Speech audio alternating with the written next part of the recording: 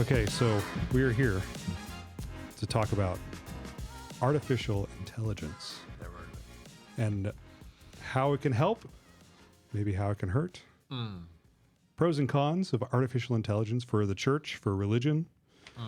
As we were setting our microphone levels, I hit the automatic level button and hit my microphone stand at the same time so that it could just set it automatically, which is really nice, really convenient. And it uses an algorithm for that one. So What you mean artificially? it does artificially, yes. It is intelligent. Oh. Artificially. So But Minimally. minimally, artificially. Yeah. but really quick, what is artificial intelligence and what is it not? Who knows? Yeah. Well, you're the guy. You're the guy? You're the early adopter. I'm the early adopter? Yeah. You and the other Micah. Yeah. Yes. I've always wanted to be The early adopter. in on something before Yeah. everyone else. I'm not at all the early adopter. Isn't but it true that AI is essentially, at its most basic level, a really, really good search engine? Yeah. I think when people talk about AI, what they're worried about is the generative AI, which is the creation of new content, Okay. whether that be text, image, audio, video. It's creating something new. And AI does a lot of things. It's where it just simulates like the ability to reason and problem solve. But yeah, what we have now, I mean, is just an aggregate of lots and lots of data. And then it takes it and pieces it together in a human-like form. That sounds good. So it is. It's like a search engine with an assistant. Yeah. That's what people, I think, most And it commonly can be a experience tool. now. So, for instance, if you went to ChatGPT and you could say, make me a menu list for 3 healthy meals this week, it would give you a and you could get specific that utilized fish and chicken, and it'd give you recipes and a grocery list. Or give me 3 ways to take over the world. Yeah, You can do that too. Yeah, yeah. No, I think, it's the creation of content where people, all the ethical dilemma and stuff Oh, yeah. lies. Yeah. But everything we have is going to be integrated with AI. I mean, you already see it on Google. If you use Google, when you search Google, it starts with its Right. Gemini AI information, and then you get your traditional search results. And so, Well, and it can be very useful. So, for instance, my vacation phone is a Pixel, Google Pixel phone, because it takes great pictures and it uses AI to doctor pictures and to process pictures to give you a better product at the end of it than what you actually took. Wow. Erasing people, if you wanted to, things in the background. But is that what AI is going to do anyways? Is erase people? Yeah, well, that's, exactly. it wouldn't shut off. Or the two will become one. Yeah. Yeah, you said it wouldn't shut off. There was ChatGPT's sister AI, OpenAI 3.003, refused to shut itself down. So that was fun. Really? And is that also the one where they fed it information that said that it was going to be replaced, and then also gave it access to one of the creator's emails in which he said he was having an affair? And then it What? tried to blackmail the engineer to keep it from shutting it down. No way. It really did. Let me ask ChatGPT if that's true. Yeah. Hang on. I heard that last night on a talk show. Really? Yeah. Yeah. Yeah, I found articles about Yeah. O3 not wanting to shut down and all that Yeah. stuff. But we're really not qualified to talk about any of the technical stuff. Yeah, I Or mean, are we? We're not. we're as qualified as you might think. Yeah, yeah. For our listeners out there. But it does raise an interesting thing is that, this is all programs, and it does take the shape of the programmer, in that just like any other technology, it is built by human hands. And while it does have ability to, quote unquote, think, it's only doing what it's programmed to do at this point. People talk about sentience and all that, if it'll ever take over or whatever. But Yeah. it's spitting out the information and things that it's programmed to do. It's programmed to not tell you some things because it won't say things that are offensive, at least. Which highlights where the danger of it comes in for Christians as a tool for Bible study or as a tool for devotional habits. Before we get there, though, Yeah. because that isn't one of my questions. Okay. About how we could use AI for Bible study. YouTube has its own AI. I mean, it's probably just Gemini repackaged, and it suggested a podcast topic. What does the Bible say about artificial intelligence? There we It was go. like the top one, and I was like, okay, let's click that, see what happens. And it talks about artificial intelligence as a modern day Tower of Babel.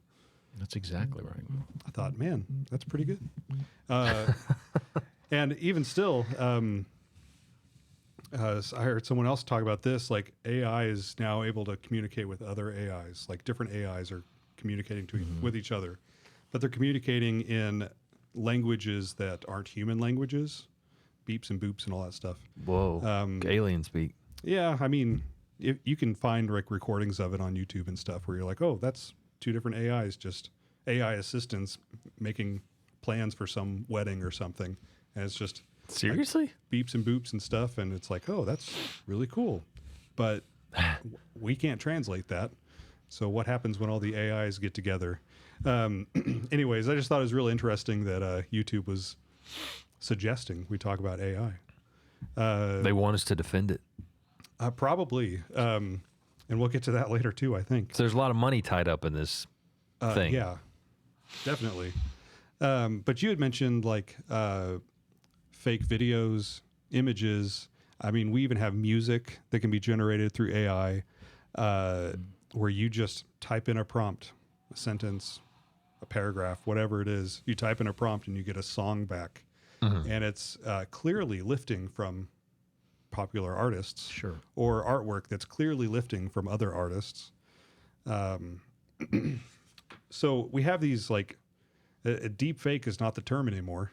Like that was the term maybe a few years ago, but we have these AI. What's the term fakes. now? I have no idea, but deep fake doesn't feel right Okay. anymore. So AI has been used to generate very lifelike images. Google just announced to release their VO3 video maker, and people are putting together like alien invasion videos that look Sure. realistic, Yeah. quote unquote realistic, and so what are like some of the cultural implications of these realistic type, I don't know, falsehoods even? Well, the thing is about anything related, and AI is a part of the social internet. Yeah. To borrow Chris Martin's phrase, which is the umbrella term he uses for any kind of online activity. Because it is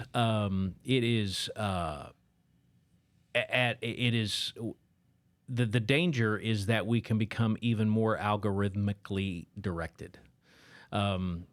Every one of us, even if we're hyper aware of it, like I am hyper aware that I'm being fed my biases, but there is a sense where that becomes inescapable.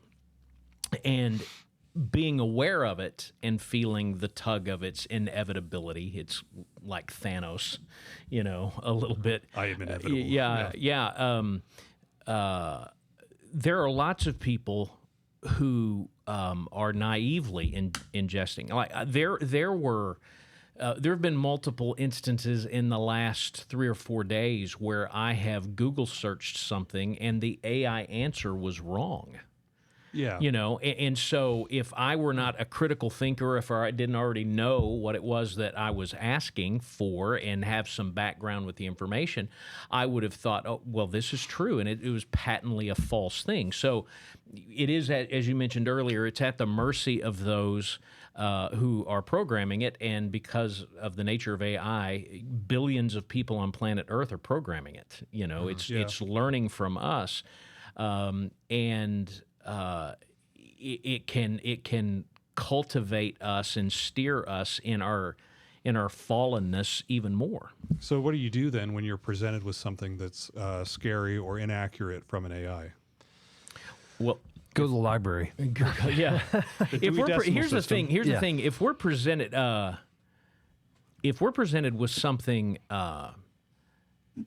that makes us frightened, that's just not a faith response. He has not given us a spirit of fear. It is not the nature. It is the nature of us to be discerning and wise and harmless.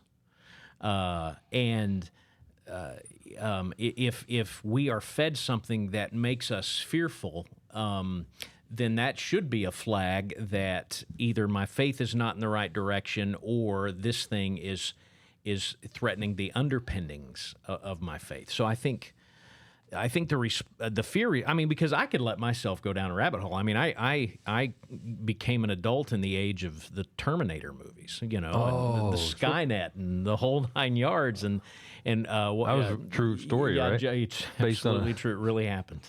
It really happened. Wow. But the whole thing taken over. So when I hear stories that OpenAI wouldn't shut down and tried to blackmail one of its creators.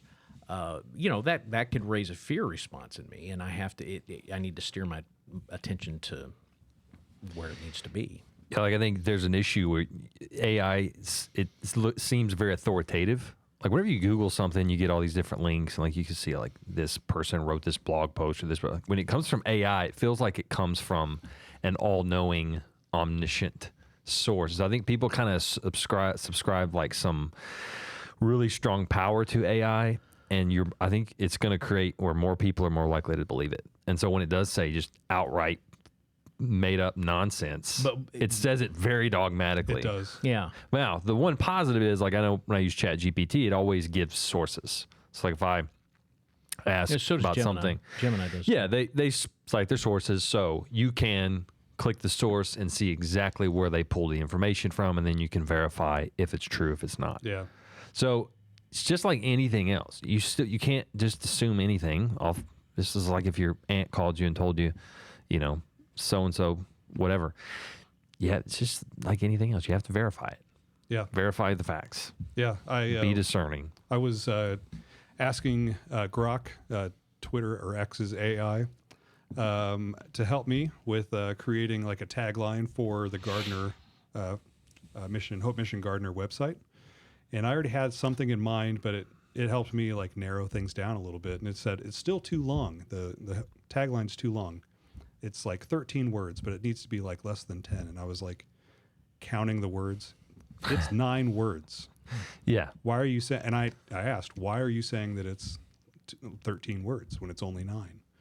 And it's because it didn't make a mistake necessarily. It just wasn't updating the count as we were going through the conversation. Yeah. So it kept calling back to that first count. And that's what AIs will do, is they'll make mistakes like that because they're not putting everything in context. Correct.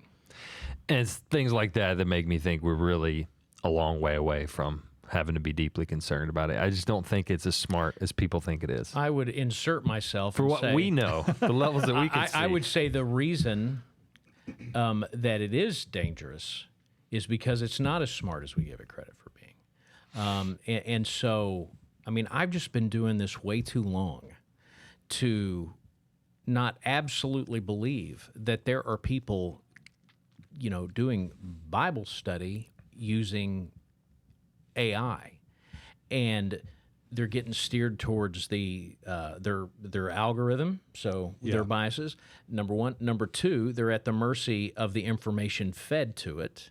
And then number three, they're at the mercy of their own understanding and discernment, biblical understanding and discernment, and frequently those things are very, very minimal. And so the discipleship aspects of a flawed system being are what makes it dangerous, I think, for us in the local church. And I think it makes us dangerous for, cultural reasons and geopolitical reasons and all things. But when we're just talking about people's walk with Jesus, I think people are going to start using this as a tool to do Bible study, and it's not going to be nearly as helpful, and sometimes outright dangerous is what it needs to be. I think at the same time, though, it also can be really helpful. If there's danger, it can be helpful too. Because you think about what we By had the way, to, we were brought on here to point counter. Yes, Can't yeah. point- Yeah, it's like yeah. a- Oh, the old guy hates that it. famous show? The young guy, no, it's Saturday Night Live, and No. yeah, you know, I'm talking about the old news show on like MSNBC or CNN. or the something old where- show on MSNBC. You're an idiot. You're an idiot. No, there was a Gee whiz. show where it was point counterpoint. Yeah, but What it's was not that? old. It can't be old. It's pretty old. Well, it was. It's 2025, man. Yeah. Back to my point. Crossfire. It was on. That's what it was, It was yeah. on. It was on. Was that on CNN? I don't know. But here's one thing that can be helpful is whereas in the past you had to go to the library, you had to find commentaries, study Bibles. Now we can get online and find those things. It can distill that information much more quickly and easily. I mean, like an example, we've been studying the minor prophets. You know, like we were in Hosea. Hosea named his first son Jezreel. I'm like, Jezreel, what is that? Just type in there, what is Jezreel? And it would tell you, Jezreel's a valley where this biblical event occurred, this event occurred. You know, if you wanted a background information on the prophet Micah, where was he from? When did he live? Now, What about Aaron? don't, do a I try to, background? he did some kind of bad stuff. There's no background on Derrick, though. There when isn't. it comes to the Bible. There isn't. So There isn't. it's pretty amazing how quickly you can get a lot of material that in the past, not But you too have recent past. to verify it. No, for sure. Yeah, I mean, it has to be verified. But that's true of anything. That would be true of a book. It'd be But true people of, don't, and that's my pushback. Yeah. Is that people are just naturally lazy, and so I don't have to expend any kind of intellectual effort. There's not a journey to this information. It's instantaneous, and because it sounds good or it reflects my biases or whatever, I accept it uncritically. And so then somebody's emailing me, the Bible actually says, which hasn't happened yet with AI, but it's going to come. Well, and that's one positive of, being an evangelical and Orthodox Christian is we have the unchanging Word of God as our standard. So even as algorithms change and apps change and AI changes, the Bible's not going to change, right? And we have that as a standard to compare.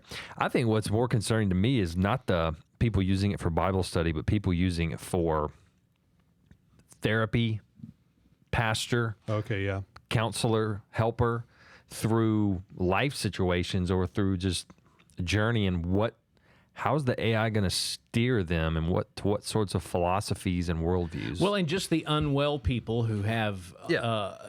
their entire world is an online world who are, and I sent this article to staff and the elders who are starting to view AI as kind of a portal into the spirit realm, which treating it something like the old Ouija board, Yeah. that would move around and show you. Now, it was a game, obviously, but people actually thinking, this is a portal into secret knowledge, and lest we think, well, nobody that we know would fall for something like that. The numbers of people who in 2020 that we all know and love fell into the QAnon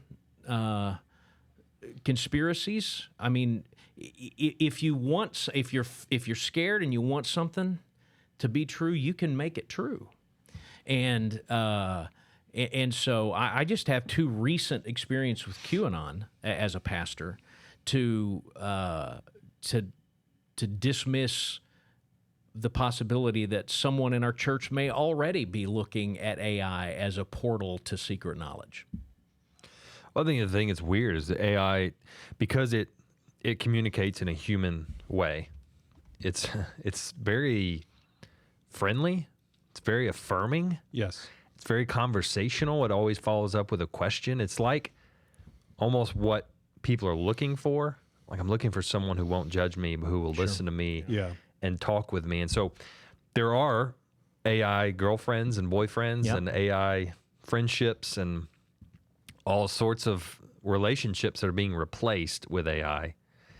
And I think that's what's actually going to benefit Christianity and the church in the long term. Is I think people are going to be starving more for embodied relationships. And Yep. But there's already been a pastor of a mega church that has trained an AI on his voice, on his books, on his sermons, and now has an app where you can call the AI version of that pastor to get advice.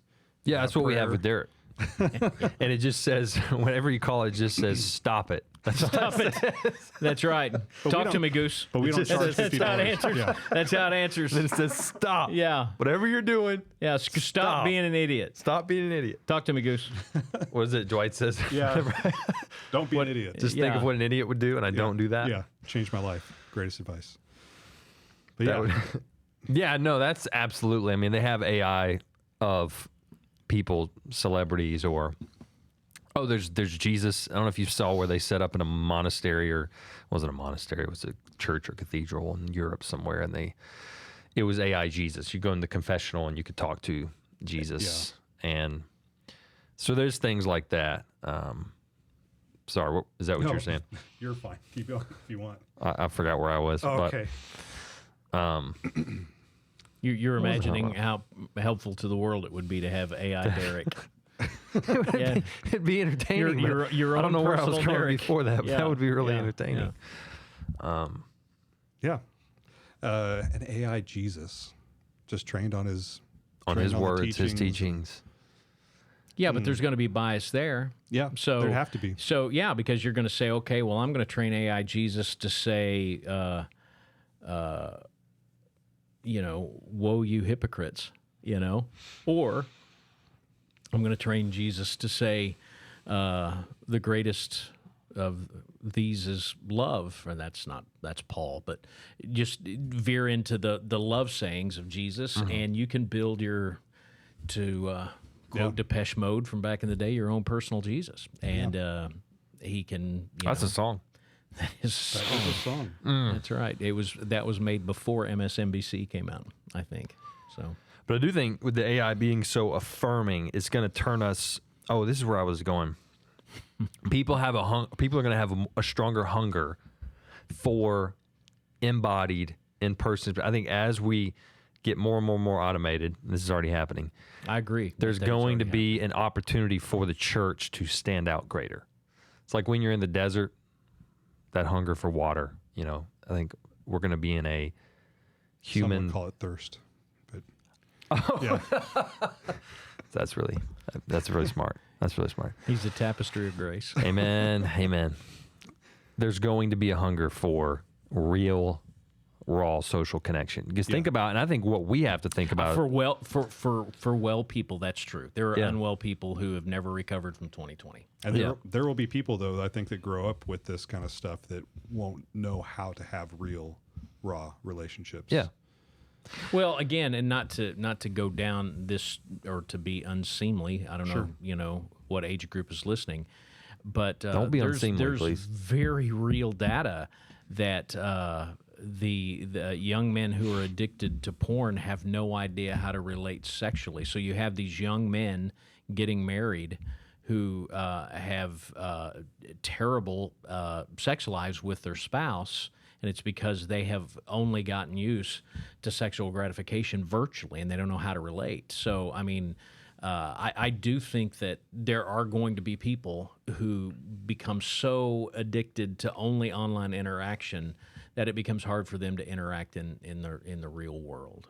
I do think that. So here's a question I wrestle, because like every industry is asking, what can we do that AI can't? Because any job that AI can do, they're going to take it. They're going to be doing graphic design. They're going to be probably doing podcast, writing books. I thought about content. spending the $125 to get Google VO to do a mock podcast Of for like the our- opening. But what can we do as a church that AI cannot? What can we do as pastors? What can we offer people as a pastor that an AI couldn't? I mean, that's something I've been thinking about. I mean, the church is the incarnational Jesus on the planet, and so we can be, as you were talking about, we can be the flesh and blood connection to the spirit realm for people seeking that kind of connection. Yeah, because AI, even if no matter how much it's able to think, it's never going to have a soul. AI is never which like is part of what makes it scary. that Piper clip, where he says AI can't feel joy, worship. It can Yeah. write a beautiful prayer, but it doesn't feel the joy of the Lord. And I think this comes back to the image of God, the Imago Dei. If all the image of God is the ability to think and reason and create, well, AI can do all that. And just to reference what you did, and people listening to the podcast, I would really recommend you do this. John Piper at the Gospel Coalition conference back in April asked ChatGPT to write a prayer celebrating the supremacy of God and the joy we find in Him in the voice of Don Carson, who's a theologian. And he hit click, and it kicked it out. And it kicked out these beautiful words. And what he's talking, it's a great clip. Everybody ought to see it. He said, they're just words. They don't feel, and that it's a really, that highlights your answer. Yeah. And so, what does it mean to be made in the image of God? It's more than just thinking or reasoning or creating, but it's a divinely appointed status given to human beings. And there's something different about us that separates us from animal, from machine, that AI literally will never be able to replace, no matter how sophisticated it gets. And that's something we have to highlight. We're going to have, I think, a recovery of what it means to be human because of this. I hope so. We're able to. That's the hopeful viewpoint. Yeah. But that's only. But better. here's the thing: that's only going to happen by a move of the Spirit bringing revival. Yeah. Because to borrow a quote from Martin Luther King Jr., the arc of the moral universe bends towards nonsense, not justice, because we're fallen creatures. And so, yes, it could awaken us to our deadness, but it's only going to be because Jesus brings revival and the Spirit brings revival in our world because of that. If the Spirit doesn't bring revival, we're going to just trend deeper and deeper into nonsense. Yeah. For the Hope Mission Gardener Bible study that we're doing on Sunday nights, we're going through Colossians, and as you guys are talking, I'm like, hey, wait a minute. There's some stuff here, because in chapter 2, Paul talks about what it means to live, to live as a Christian. He starts talking about how we need to be knit together in love, and that's that whole idea that we are the body of Christ. We're working together. We have relationships that actually matter. And he talks about being rooted in the gospel. Later on in verse 6, rooted and built up in Him and established in the faith, just as you were taught, abounding in Him in thanksgiving. And then he goes on to talk about avoiding false teaching. So again, having that discernment when it comes to AI, when it comes to things that may be potentially AI, you can have some discernment there when you're reading those things or hearing or seeing those videos. But you've, Micah, you used AI for some Bible study stuff. What's been the most successful way that you've been able to use AI in your Bible study? I think just like what I mentioned earlier, I think if in terms of like looking up quick references, things I've read in the Bible, don't remember where they are, it's useful for finding, cross-referencing, background type stuff, like I mentioned with the minor prophets. I'd say those are the main ways I've used it. But all factoid things that you could verify. Yeah, like facts you can verify. Yeah. Not like I don't use it to create anything like, Right. something that that would be bad. Yeah. There is a no grace policy with No, we're not. We probably should be clear that we're not gifts, that we do not think that's okay or right, and we wouldn't do that. But like just in terms of anything of, it's all like just verifying background or stuff to help me more quickly do what I would do using Google, where I would Google, who was King Jeroboam. AI can give you a much quicker, more succinct history and verse references and things to that king. It'd take you longer to go to your bookshelf and pick up a book. Go to my bookshelf, read through the book, and so it's really more maybe. Ish. Yeah. I mean, really more efficiency. If you know where they are, the thing I guess. about it, I mean, I have a robust Bible study software program with a large library attached to it. Logos. Yeah, and so I use that to find out those kinds of things, but that's a more contained environment because Yeah. it is directing me to sources that I could buy and purchase in my own library if I still had a physical library. So, Chat GPT, who's King Jeroboam? Does Chat GPT know to ask which one? There you go. So Wow. yeah, I've been deceived. You have been. You have been. So You don't think it's smart enough to know that? Tell you there's two? I don't know. You'd be surprised. Yeah, it might. It actually might. But I prefer to use my software because it is a more contained universe with a footnoted source. I mean, that's Let's have one a of the things software I did. battle. If I were to copy something that I found, it would footnote the source down to the page where it's pulled from. Yeah. So the thing is, I do think, and I do use it in such a way for factoid type things that I can verify. That actually many times I'm going to verify anyway. You're just like, where is the verse that? Bang, I can identify it. Yeah, I think history too. Like I'll look up things about like historically, who was the one that punched Arius in the face at the Santa Claus. That was Santa Claus. Santa Claus. I looked that up and I read a little bit about it.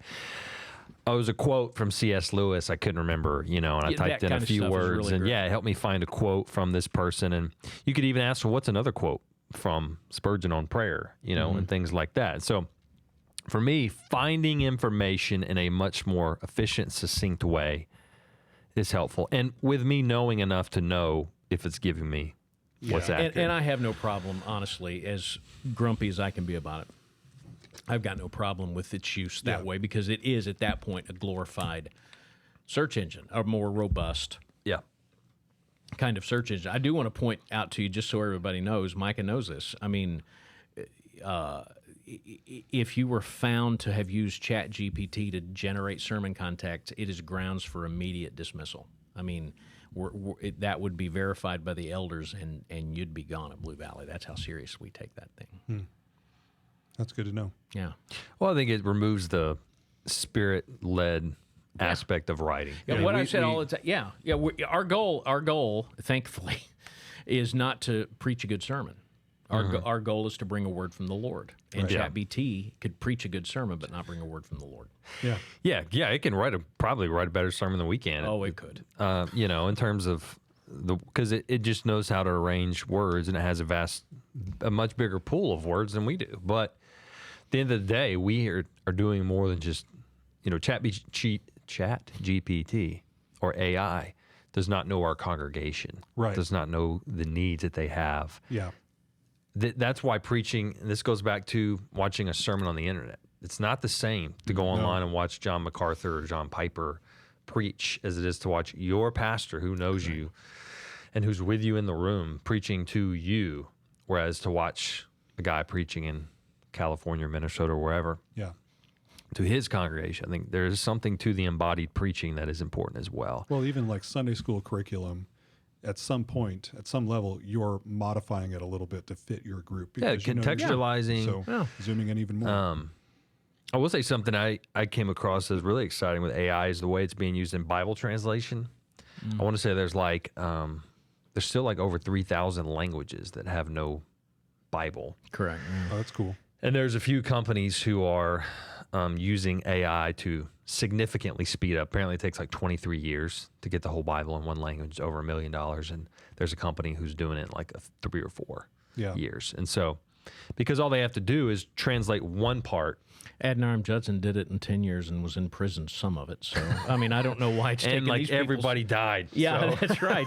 I don't know why it's taken them so long. But it is interesting. You think about that. I mean, could AI lead to a greater spread of the gospel around the globe? Because Absolutely. there's a lady in our at the Ridgeview campus who joined through Mission Esperanza, who's still struggles with English, and we were translating her sermon every week. There's a bilingual lady at Ridgeview who's translating it by hand every week from my sermon to Spanish, so she could hold the copy in Spanish as I preached.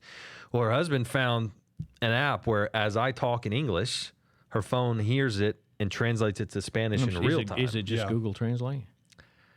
Don't know. It's But I like know it's like a OpenAI live has one of captioning those too. almost, It's right? like a live captioning, but it's also translating in the moment. And so Yeah. you think about the potential for that for a missionary on the field. Even if you had people who spoke 10 different languages, you could preach one sermon. I mean, translators are going to be extinct in the future because you're going to be able to. They are not. They're probably not. There's a human because element. because there is a human element to it. We better hope Yeah. they're not. And even as I'm thinking about the Bible translation thing, I think, well, that is fantastic, provided that we are able to every step of the way verify that this word in that language is the appropriate translation of this word in Hebrew or Aramaic. Yeah, what I read was the AI makes a first draft and then the experts verify. Yeah. But again, that significantly cuts down time. Clearly. Think about the same thing. I mean, think about how many mission trips are handicapped by the number of translators available. Whereas if everybody had a device that you could translate to any language in the world, Your phone already kind of does your phone that. can already Yeah, I mean, partially like do that. when we were in India, Yeah. But it's because of wanted, AI. We wanted to know the words they were singing, so you took Yeah. Google Translate and just put it up at the screen, and it gave you Yeah. the words that were being sung. And even Nestle Allen and other Bible, like Greek study groups are using coherence-based genealogical method, and they're using AI to help them. Allen in there? Yeah, the top one, the blue one. Oh, mine. Then there's a Septuagint down there. Or as So- I had a professor call it, the Septuagint. Septuagint. Yeah. Septuagint. I've heard both. But yeah, like they're using that to help us even understand better the text we already have. Yeah, I mean, they're using AI to continue to study the Dead Sea I Scrolls. was checking my Greek. Oh, okay. Very good. I saw Peter said. So I do think there are some exciting things about it. And I think as I am supposed to be the hopeful one, I am also deeply concerned about some of the dangers. So I want to get to that too, but this is probably the last thing that we're going to talk about today. But there's the idea that religion will change because of AI. Just religion around the world in general, how people deal with spiritual truths or spiritual things. We've already kind of hit on that. John Lennox, theological thinker, apologetics guy, has a book about it. Haven't read the book. I heard his speech that prompted the writing of the book like 2 days ago. I didn't even know the book existed, so until then. But anyways, he's somewhat optimistic, but he also is very cautious that it could be potentially dangerous for Christians. And then there's a guy who's not Christian, and maybe you'll be able to tell by the quote that I'm going to read, who is he's a noted scholar. He's not part of, but he attends the World Economic Forum, speaks there, has spoken there multiple years. He's a professor in Jerusalem at a university in Jerusalem. But Yuval Noah Harari said Gutenberg printed the Bible in the middle of the 15th century. The printing press printed as many copies of the Bible as he instructed, but it did not create a single new page. It had no ideas of its own about the Bible. Is it good? Is it bad? Or how to interpret this or that? AI can create new ideas. AI, can even write a new Bible. Throughout history, religions dreamt about having a book written by a superhuman intelligence, by a non-human entity. In a few years, there might be religions that are actually correct, he says. Just think about a religion whose holy book is written by an AI. That could really be happening in a few years. I agree. It could absolutely happen. And that it was interesting. The Gutenberg Bible. It just gave content.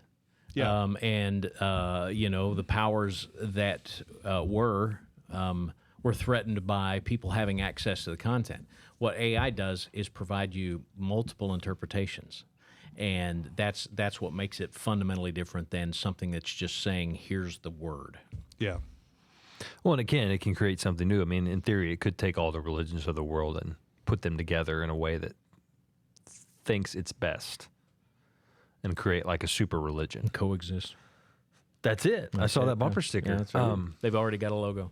But I think the one thing we have to remember as Christians is no matter how smart AI gets, it will never be as smart as God. It'll never have all the knowledge or power that God has. And there is nothing outside the realm or bounds of his sovereignty. And I think that's the reason we don't have to be fearful, is that God is in control of all things, even AI. It's all part of his sovereign plan some way, somehow. And maybe this is how we get to the Antichrist and the talking image or whatever, that, some of that stuff. But I think God will take care of it, that he is over all of it. Yeah, I mean, I'm a God optimist. I'm a humanity pessimist because I think that's where the Bible leads me. That's the title of your memoir. That is going to be. That's right, me on the front page. But I'm a God optimist and a humanity pessimist. That doesn't mean, and by that I want to clarify, I'm not pessimistic about individuals. Those are Okay, individually formed opinions. At least not Aaron. If I quote Men in Black right now, you guys would be upset, right? No. But no, I wouldn't. But Okay. but together we build towers of Babel. Together we try to reach to heavens. And so I'm not saying I don't believe in individual human fallenness, but I'm telling you we're exponentially dangerous when we are moving as the mass. And Scripture just gives me lots of reasons to believe, not be optimistic about humanity. But I do, what he was saying is absolutely true. God is leading us to his appointed end, where we get the blessing of glorifying him forever and ever and ever. So, yeah, and I mean, as bad as Babel was, it didn't work. It was a failed project. And so I think any human effort ultimately that tries to defy God or go beyond his limits will fail and will be struck down. And so it doesn't mean that there won't be true hurt, pain, suffering, brokenness created from it, just as there has been with technology already. I do have hope that God will set the proper boundaries on it and somehow receive glory through it. All right. Well, thanks, guys, for talking about AI. I had a fun question. What's the funnest thing you've ever seen? Most fun. The most fun. No, funnest thing. The funniest of most fun things of all the things that you've used AI for or have seen AI being used I have only played around with do it? AI a little bit, but being the cook, it is really, really great at saying, give me a menu for this that features these ingredients, and it'll kick it out to you and give you a shopping list. It's really pretty cool. That to me is fun. I don't do a lot of this, but I'm going to ask ChatGPT to make a poem about Derrick. So my boss is our lead pastor. He's in his late 50s. Can you write him? Can you write a love poem about him? Let's just see what happens. So let's see what it says. Sure. Here's a warm and respectful love poem about your boss, the lead pastor. Since he's your boss and a spiritual leader, I'll keep the tone lighthearted, affectionate, and admiring with a bit of poetic charm. This poem's called A Shepherd's Grace. I'm not going to read all this because it's long. Oh, but this is hilarious. In quiet strength and steady gaze, he walks the path where wisdom stays.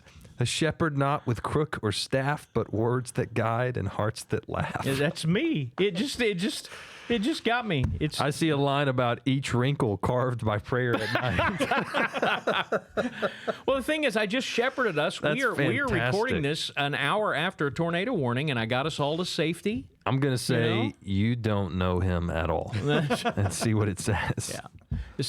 He's given everybody a reason right now to unplug every device. You're right. I don't know him personally, but if you tell me a bit about him, his personality, quirks, how he leads, how he makes you feel, I can write something that feels more Ask it how an genuine and AI can know tailored. anything personally or anyone personally. Just if I told them about you truly, would be like, you don't even Yeah. write a poem to this Yeah, guy. yeah. Poem will not work. Yeah, Yeah. I'm a big fan of the That's memes that come fantastic. out. Usually it's like one popular meme was like Will Smith eating spaghetti. That was like a video that came out like 2 or 3 years ago, and now people are putting out new ones with every iteration. I like the baby thing.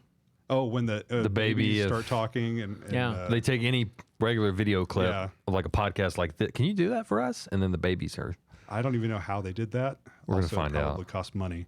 That's too bad. But yeah, I think making jokes, songs, but it's stuff like that's pretty fun. Yeah. I do want to Pretty funny. compliment you before we close. You've not said anything. We have a table. Wow. Do you have a table? Big fan of the table, and we have no chair. The chairs are coming. Chairs are coming. They're gonna Yeah. be here tomorrow. Yeah. What kind of chairs? They're like a sage green. They don't have any arms, so that's good. And, Why is that good? Because I hate them. Ah. I can't play guitar in these chairs. Oh. It's like, Yeah. what do I do with this? So, I was thinking about guitar players for those chairs. Not Yeah. Not podcasters. podcasters. No, they're just they're like stackable, so they'll be able to set aside and stuff. And That's so exciting. it's great. Those chairs are gonna be no. Can't this wait. table's great. Love it. I love this. Yeah. Wow. It all- Let's go for wood. Every time. Go for wood. And Every there's some time pitch. we do Is there this, some pitch on and this? we knock, Yeah. it probably comes Yeah. through the table a Yeah. little, and through the microphones a little bit. Love it. We'll work that out as we go. So thanks again. Thanks, Yep. man. Thanks for being on the podcast. All right. Till next time. Go serve your king, not an AI. Don't serve your AI. That's right.